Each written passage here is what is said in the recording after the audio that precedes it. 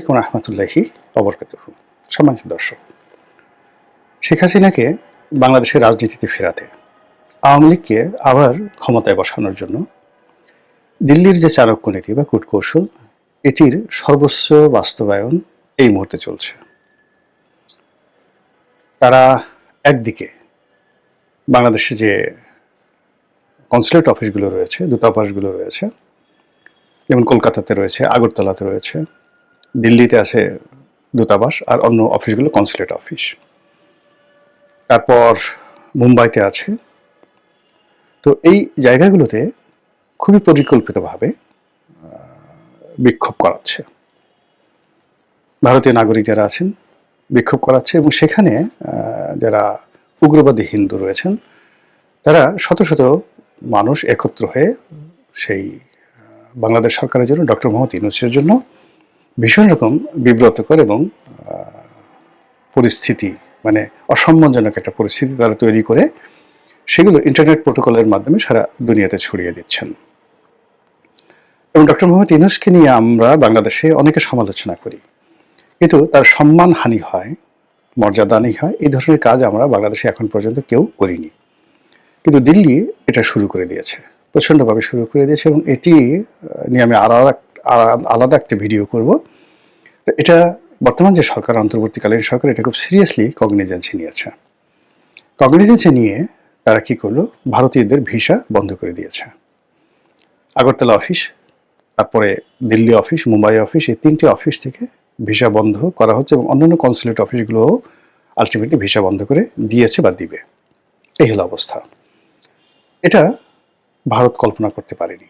এর কারণ হলো তারা বর্তমান সরকারকে চাপে ফেলার জন্য এই কয়েকদিন আগে বাংলাদেশের যে ভিসা কার্যক্রম, ভারতীয় ভিসা সেন্টারে, সেটা তারা বন্ধ করে দিয়েছিল।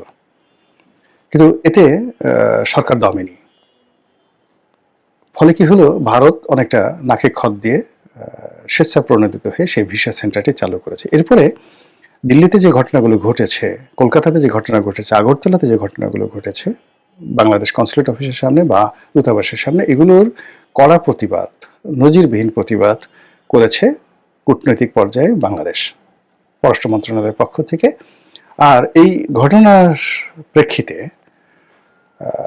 যাকে বলা হয় ভারতীয় রাষ্ট্রদূতকে নজিরবিহীনভাবে ডেকে পাঠানো হয়েছিল। এবং আজকে যখন আমি এই ভিডিওটা করছি, আজকের এই দিনটিতে 23 তারিখে আবার ভারতের যে রাষ্ট্রদূত মিস্টার প্রণয় বর্মা, তাকে ডেকে পাঠানো হয়েছে। তো এত অল্প সময়ের মধ্যে পরপর দুইবার আমাদের মন্ত্রণালয় ভারতের রাষ্ট্রদূতকে ডেকে পাঠানো, এটি নজিরবিহীন ঘটনা এবং ভারতের জন্য ভীষণ রকম অবমাননাকর। তো সেই যে ভারতে যে অবমাননাকর পরিস্থিতি, সেই পরিস্থিতি একটার পর একটা ঘটনা ঘটে যাচ্ছে, যাকে বলা হয় যেখানে ভারতের নিয়ন্ত্রণ থাকছে না। সেটা কিভাবে? ধরুন, আমাদের ইতিমধ্যে আমরা সবাই জানি যে রাষ্ট্রীয় প্রোটোকলে ভারতের যারা এজেন্ট রয়েছেন বাংলাদেশে, তারা সরকারের অতি গুরুত্বপূর্ণ জায়গাতে বসবাস করেন বা সেখানে তারা আছেন। তো সেই ক্ষেত্রে এই মুহূর্তে সরকারের যে গুরুত্বপূর্ণ মন্ত্রণালয়গুলো রয়েছে, সেখানে ভারতের অনেক এজেন্ট আছে, এতে কোনো সন্দেহ নেই। আবার এর কাউন্টারে আমেরিকার এজেন্ট আছে, এর কাউন্টে আবার পাকিস্তানের এজেন্ট আছে। অতি সম্প্রতি সরকারের যে একটি গুরুত্বপূর্ণ মন্ত্রণালয়, সেই মন্ত্রণালয়ের উপদেষ্টা পরিবর্তন হয়ে গেল স্বরাষ্ট্র মন্ত্রণালয়, এবং সেই স্বরাষ্ট্র মন্ত্রণালয় পরিবর্তিত হওয়ার ফলে সেখানে নতুন যিনি আসবেন তিনি মূলত আমেরিকান লবির মানুষ, আর আগে যিনি ছিলেন তিনি মূলত বাংলাদেশের যে সেনাবাহিনী, ক্যান্টনমেন্ট, এই লবির মানুষ।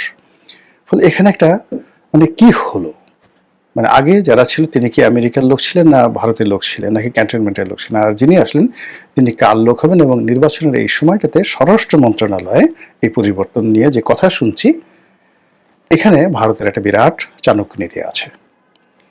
2 নম্বর হলো যে আমাদের সীমান্ত এলাকাগুলোতে ভারত সৈন্য সমাবেশ করেছে এবং গ্যারিসন তার স্থাপন করেছে, এবং গত এক সপ্তাহে ভারতের প্রথম শ্রেণীর যে সকল পত্রপত্রিকা রয়েছে, তাদের যারা কর্তা ব্যক্তি, তাদের যে পার্সোনাল প্রোডকাস্ট রয়েছে, বড় বড় সাংবাদিক, তাদের নিজস্ব প্রোডকাস্ট রয়েছে, ওখানে যে সকল সোশ্যাল ইনফ্লুয়েন্সার রয়েছেন, আমাদের বাংলাদেশের ইনফ্লুয়েন্সারদের মতো নয়, যারা ভারতের জাতীয়তাবাদ ধারণ করেন এবং সরকারের প্রতি তাদের যথেষ্ট প্রভাব রয়েছে, এবং তারা রাজনৈতিক দলের মুখপাত্র রূপে কাজ করেন। পত্রপত্রিকা যেই জিনিসগুলো সরাসরি লিখতে পারেন না সেগুলো তারা তাদের নিজস্ব ইউটিউব চ্যানেলে সেটা প্রচার করেন। তো এরকম কিছু পডকাস্টে আমি দেখলাম যে ভারতের পক্ষ থেকে এই সকল যারা ইনফ্লুয়েন্সার রয়েছেন তারা একটি যুদ্ধের স্বপ্ন দেখছেন। বাংলাদেশ ভারতের সঙ্গে একটা যুদ্ধের পরিস্থিতি তারা আন্দাজ করছেন এবং ভারতকে তারা প্রলুব্ধ করছে, দিল্লিকে তারা প্রলুব্ধ করছে যে বাংলাদেশের ব্যাপারে তাদের খুব রাষ্ট্রিক অ্যাকশন নেওয়া উচিত। এগুলো পরিস্থিতি। সেটা কেন কি কারণে এটা আরো বিস্তারিত বললে এই ভিডিও অনেক বড় হয়ে যাবে।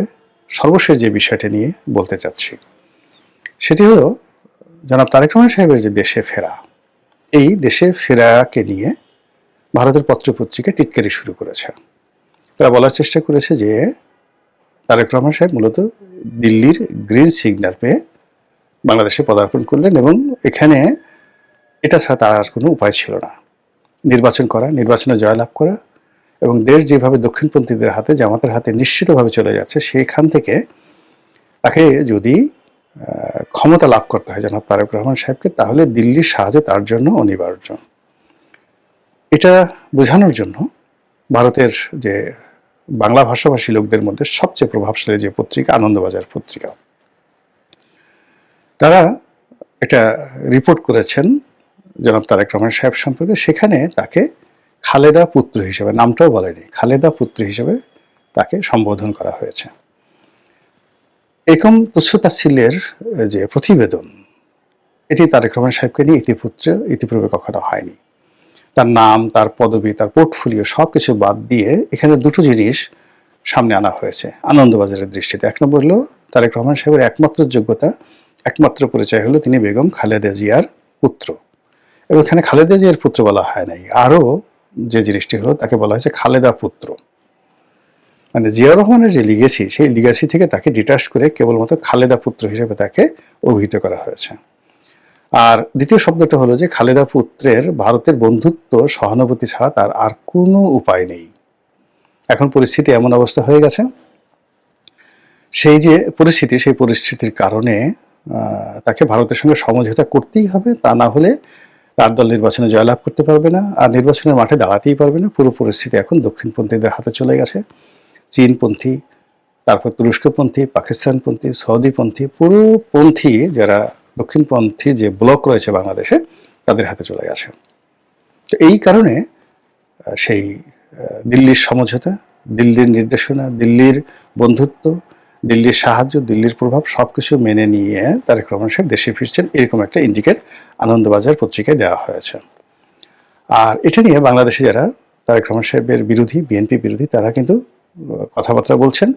আর দেখলাম যে কিছু ইনফ্লুয়েন্সার রয়েছেন বা কন্টেন্ট ক্রিয়েটার রয়েছেন, তারা নিরপেক্ষ বক্তব্য দিয়ে ভারতের যে আনন্দবাজার তাদের সমালোচনা করেছে, কিন্তু তারেক রহমান সাহেবের পক্ষে কোনো ন্যারেটিভ তৈরি করেনি। আর তারেক রহমান সাহেবের যে মিডিয়া সেল রয়েছে বা বিএনপির মিডিয়া সেল রয়েছে বা তাদের যারা টেলিভিশনে যান, বক্তব্য দেন, এই বিষয়টা তারা কগনিজেন্সি নেননি। এটা যে একটা ন্যারেটিভ এবং এটা যে বাংলাদেশ ভারত সম্পর্ক, বাংলাদেশের সাথে বিএনপির সম্পর্ক, আগামী নির্বাচনের সাথে বিএনপির সম্পর্ক, এটা যে একটা গুরুত্বপূর্ণ ভূমিকা পালন করে, এটা তারা বুঝতেই পারেনি। গেল এক।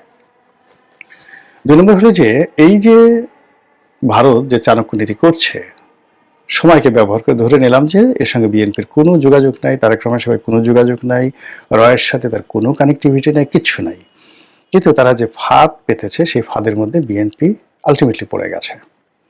এখন এই যে বদনামগুলো ছড়ানো হচ্ছে যে ভারতের সাথে বিএনপির একটা সমঝোতা হয়ে গেছে, ভারতের সঙ্গে, দিল্লির সঙ্গে, মোদির সঙ্গে জনাব তারেক রহমান সাহেবের একটা সম্পর্ক হয়ে গেছে, তার প্রেক্ষিতে তিনি এখন বাংলাদেশে আসছেন, এর যে বিরুদ্ধ যে মতবাদটি এখন পর্যন্ত বিএনপির পক্ষ থেকে বলাই হয়নি।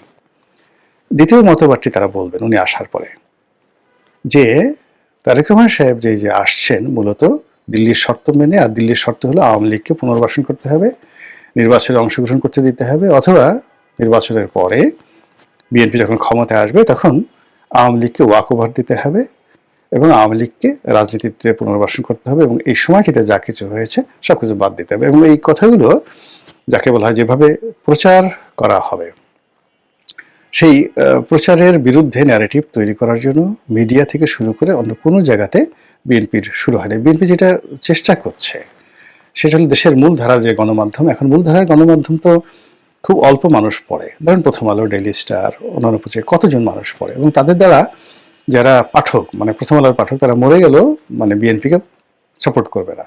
তারা সারা জীবনে বিএনপিকে, আওয়ামী লীগকে, এমনকি জামাতকে, মূলধারা যারা রাজনীতি করেন তাদেরকে ঘৃণা করছে। তো কাজে এই মুহূর্তে মূলত অন্যান্য যে সকল পত্রপত্রিকা রয়েছে, তো দেখলাম যে অন্যান্য যে সকল পত্রপত্রিকা যাদের সমাজে ইনফ্লুয়েন্স রয়েছে, যেমন ধরেন ইত্তেফাক আছে, নয়া দিগন্ত আছে, কালের কণ্ঠ আছে, বাংলাদেশ প্রতিদিন আছে, যুগান্তর আছে, এই পত্রিকাগুলোর মাধ্যমে যে একটা ন্যারেটিভ তৈরি করা হবে, সেই ন্যারেটিভ তৈরি করার মতো না আছে লেখক, না আছে কলামিস্ট, না আছে সাংবাদিক। এখন তারা যেটা চাচ্ছে, তাদেরকে রেডিশনে এনে খাওয়ালো, তাদের দ্বারা তারেক রহমান সাহেবের প্রশংসা করালো, আর এতেই মনে করলো যে আসলে হয়ে যাবে, এতে করে পুরো পরিস্থিতি আরো তাদের বিরুদ্ধে চলে যাবে। তো যেটা বলছিলাম যে বিএনপির যারা বিরোধী পক্ষ, তারা যেটা প্রচার করবে সেটা হলো যে ভারত যে শর্ত দিয়েছে তার প্রধান শর্ত হলো আওয়ামী লীগকে পুনর্বাসন করা, শেখ হাসিনাকে ফেরত আনা, ইত্যাদি কাজগুলো। এবং এটা সত্য মিথ্যা ধারে কাছে ব্যাপার না, এই প্রচারণার কারণে দেখা গেল বিএনপির যে সর্বনাশ, রাজনীতির যে সম্ভাব্যতা, এটি একেবারে সমূলে বিনষ্ট হওয়ার আশঙ্কা দেখা দিয়েছে।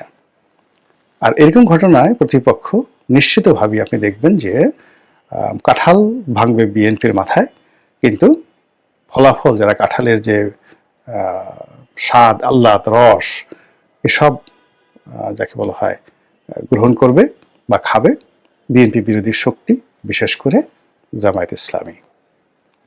খেলা জমে ক্ষীর হয়ে গেছে, দুধ গরম হয়ে ঠান্ডা হয়ে আবার সর পড়ে গেছে রাজনীতির মাঠে।